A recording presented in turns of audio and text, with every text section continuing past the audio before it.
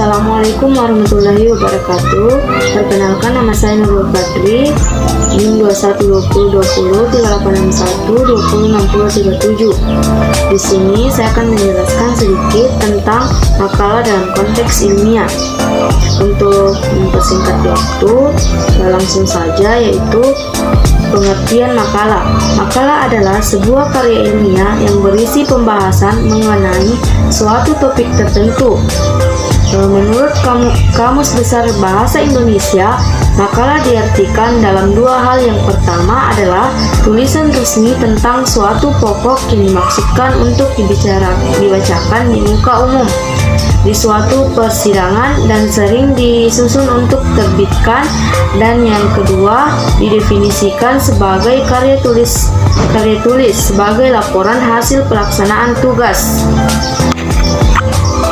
Salah satu tujuan pokok penulisan makalah adalah meyakinkan pembaca bahwa tema yang dibahas dilengkapi dengan penalaran logis dan pengorganisasian yang sistematis sehingga perlu diketahui dan diperhatikan.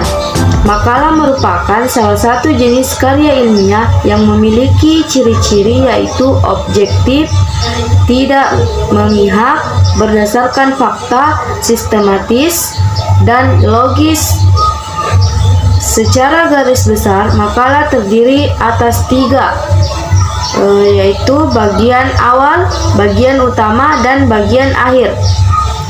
Bagian awal terbagi menjadi beberapa, yaitu 1. Sampul. Dalam bagian sampul terdiri dari judul, logo, data lengkap, penulisan, tujuan penulisan makalah, nama institut, kota, dan tahun makalah dibuat. Judul diletakkan di bagian paling atas atau bisa juga pada bagian tengah cover makalah.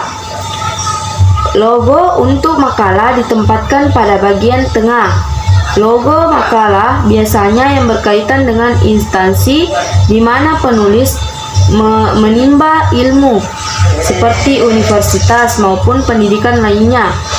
Data lengkap penulisan makalah ditempatkan pada bagian tengah halaman sampul di bawah logo.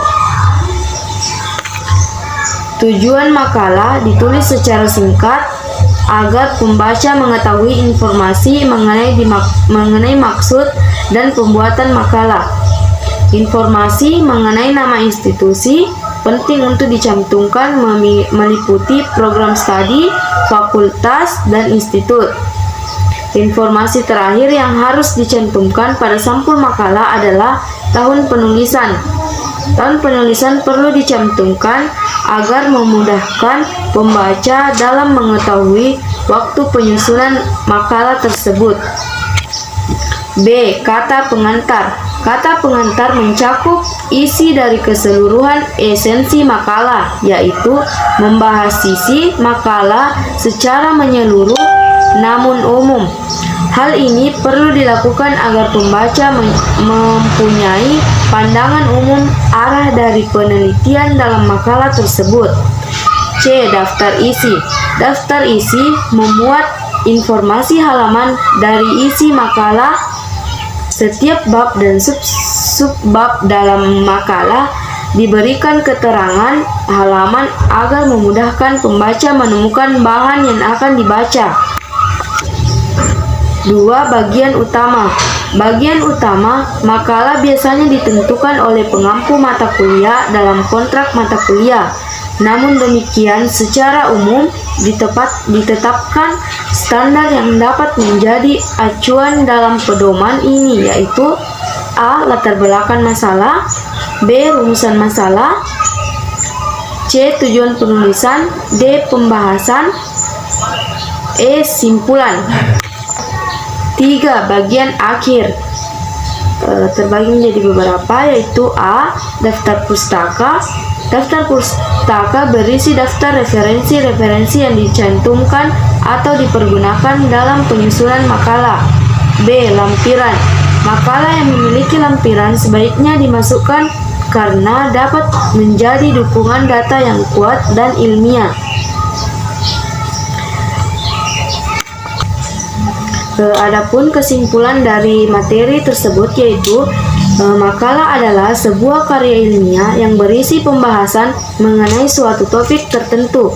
Menurut Kamus Besar Bahasa Indonesia, makalah diartikan dalam dua hal. Yang pertama yaitu tulisan resmi tentang suatu pokok yang dimaksudkan untuk dibacakan di muka umum di suatu persidangan dan sering disusun untuk diterbitkan. Dan yang kedua didefinisikan sebagai karya tulis sebagai laporan hasil pelaksanaan tugas. Makalah merupakan salah satu jenis karya ilmiah yang memiliki ciri-ciri yaitu objektif, tidak memihak, berdasarkan fakta, sistematis, dan logis. Itu saja yang sempat saya sampaikan. Lebih dan kurangnya mohon dimaafkan. Sekian dan terima kasih. Wabillahi taufiq wal hidayah. Wassalamualaikum warahmatullahi wabarakatuh.